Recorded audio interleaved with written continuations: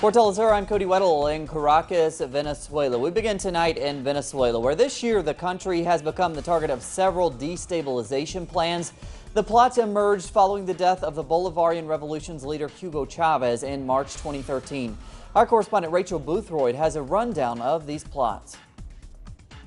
The streets of Caracas are now the image of calm. It's hard to believe that less than a year ago they were part of the nationwide explosion of the so-called barricades. The violent opposition roadblocks cost the lives of 44 people after opposition politicians Leopoldo Lopez and Maria Corina Machado called on supporters to take to the streets.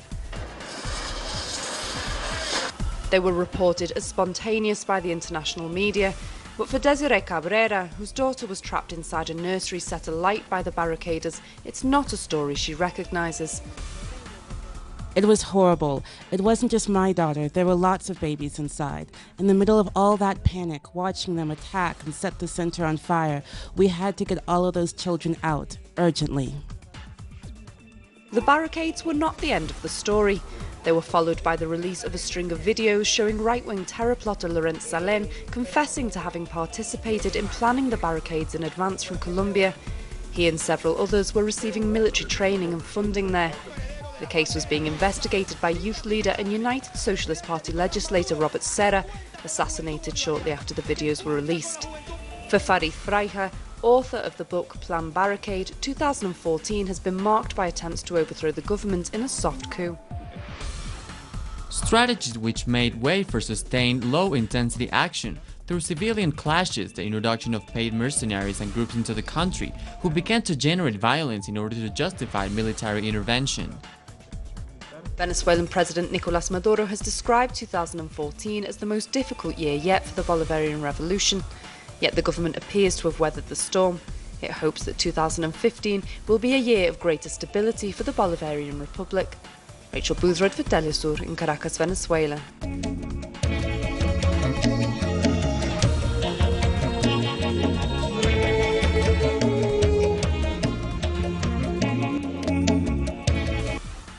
And to the Mexican state of Guerrero, that's where even more bodies have been found. The president has announced big security changes for the country. With the very latest, here's our correspondent Clayton Kahn. In the troubled state of Guerrero, where the 43 Ayotzinapa students were disappeared by local police, 11 bodies partially burned, decapitated, as well as shot by high-powered rifles were found this morning on the side of a highway near the community of Chilapa, not far from Ayotzinapa. According to reports, most of the victims were in their mid-20s. Now, this occurs as Mexico's embattled President Enrique Peña Nieto made an anticipated speech outlining a series of fundamental reforms to Mexico's policing and security institutions as an effort to reduce corruption, infiltration by organized crime, and greater violence. The security overhaul includes a measure to put all local-level police under federal jurisdiction. Now, this news also comes as the families and classmates of the missing students, as well as civil society on a whole, continue to demand their return alive. 2 months have passed with little concrete evidence on their whereabouts. This is Clayton Kahn reporting for Telesur here in Mexico City.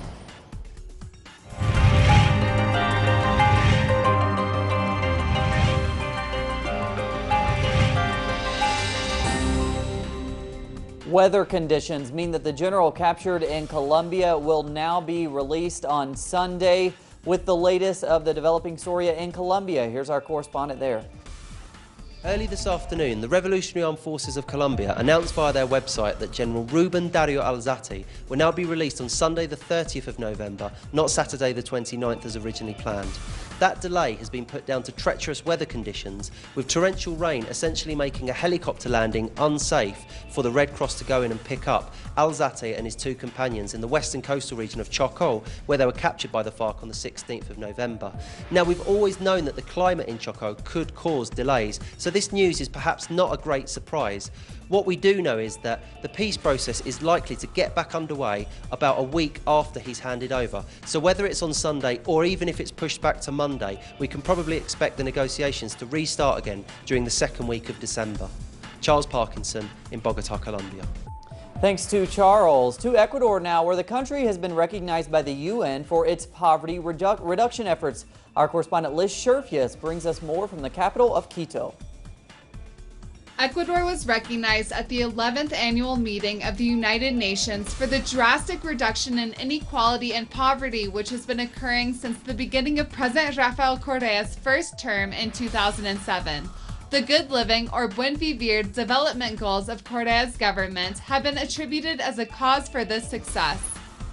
So yes, in fact, we do believe that the concept of the Buen Vivir, adopting policies and implementing those policies in a way which are centered in the human being and which are sustainable with the environment, which is the basic premise of the Buen Vivir, is actually very, very close to a proposal that gets us closer to the Millennium Development Goals.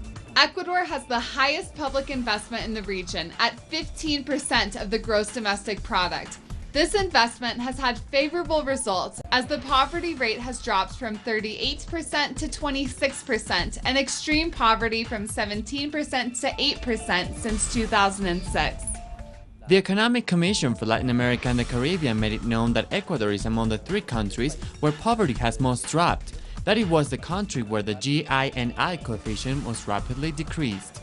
So that citizens have an idea, the GINI coefficient in Ecuador dropped 8 points, while during the same period the average in Latin America only dropped 2 points. Along with reducing poverty and inequality, Ecuador was recognized by the United Nations as being a model for sustainable development. Under Good Living, the country has invested more than $9 billion in renewable energy sources. It is estimated that 92% of all energy used for internal consumption will be renewable by 2016, as the country continues to work towards a type of development that could be felt by all citizens. Liz Sherfias, Telesur, Ecuador. And thanks to Liz. Just a little south now, why Peruvian food is becoming famous worldwide, many food sector workers are struggling to make ends meet. Here's our correspondent in Peru, Rael Mora. Peru has been undergoing a culinary boom that has become one of the sources of national pride. However, in an article released this month, many workers claim that high-end restaurants are profiting by not paying for overtime, not giving breaks, and not paying interns.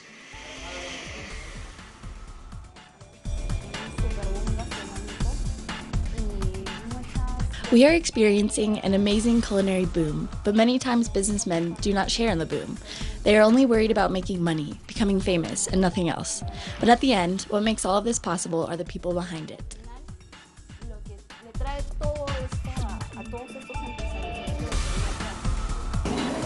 Mariano Valderrama from the Peruvian Gastronomic Society, APEGA, admitted that there are abuses in the sector and also recognized that workers have a right to organize labor unions to improve their working conditions. The important thing for the growth of the restaurant businesses is that they result in better income for the owners, but also by the experience of all those who put the effort to make those businesses a success. However, just yesterday, 3 famous chefs and members of APEGA declared that aspiring restaurant workers should not expect to have their legal right to work for only 8 hours respected. Reporting from Lima, Peru for Telesur, Rael Mora. Thanks to Rael. Moving on now. 3 days after a grand jury decided not to indict police officer Darren Wilson, it remains quiet in Ferguson as the United States has observed a public holiday. But further protests are planned. Here's our correspondent. 3 after the grand jury's decision not to indict Officer Darren Wilson in the fatal shooting of Michael Brown. We're here on Canfield Drive. This is the site where Darren Wilson shot and killed Michael Brown on August 9th. As you can see around me, this neighborhood is really quiet today as it's Thanksgiving. Most people are in their houses preparing for Thanksgiving dinner with their family. A lot of people are recovering from the unrest that this community has experienced the last few days. We're hearing from activists that the next collective action will be a massive boycott of Black Friday. They're saying that they want to do this because they want to influence change of the politics of the justice system in the United States from the economic side. And analysts are saying that that might be possible, but the only way is if a large group of consumers continues to avoid holiday shopping altogether, moving even past Black Friday. We do know now that the majority of stores, local stores here in Ferguson and St. Louis, will remain open on Black Friday and moving forward. We also know that the Ferguson Walmart is still weighing their options to decide if they will follow suit. In Ferguson, I'm Alexandra Hall for Telesur. Thanks to Alexandra. Thanksgiving Day celebrations did not stop protesters in New York City today. One group of activists turned out to the annual Macy's Thanksgiving Day parade. They attempted to use the national spotlight to draw attention to the case in Ferguson and racism in the United States. The decision by the grand jury earlier this week sparked protests across the country. In Ferguson, the protests quickly descended into clashes between activists and police, with police arresting several protesters. Across the world now to Afghanistan, where 6 people have been left dead and more than 30 injured by a suicide bombing. The blast ripped through a street in the east of Kabul in what officials say was an attack on a nearby British diplomatic convoy.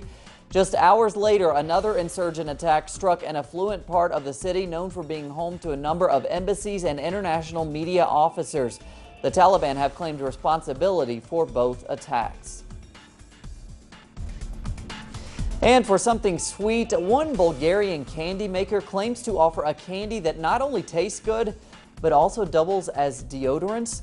The Bulgarian factory says its range of Dio perfume candy is based on Japanese research that found the main chemical component of rose oil can't be broken down by the human body. It is instead excreted through the skin.